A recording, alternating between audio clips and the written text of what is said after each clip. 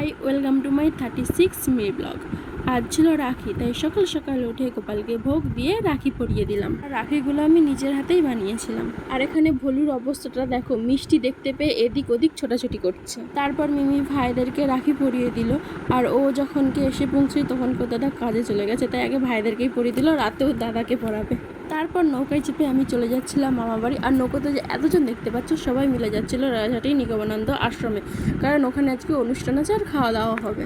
মামা বাড়িতে এসে দেখি ভাই বাড়িতে নেই, ওর মাসি বাড়ি গেছে, তাই আমি বনিকেই রাখি পরিয়ে দিলাম। ও রাখিটা দেখে বলছে পুতুল পুতুল।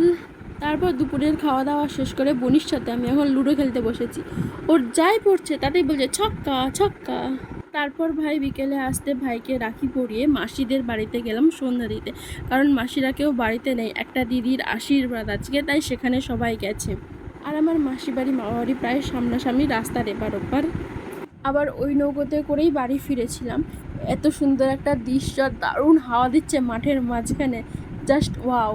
আর আদি এখানে খালি গায়ে বসে আছে, কারণ জলে নেমেছিল জাল দেখতে।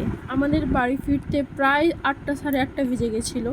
রাতে ওদের দাদা আসতে মিমি আর পুজো দুজনে মিলে রাখি পরিয়ে দিয়েছিল। আবার কি দিয়ে রাখি পরিয়েছে, সামনে বিরিয়ানির থালা রেখে।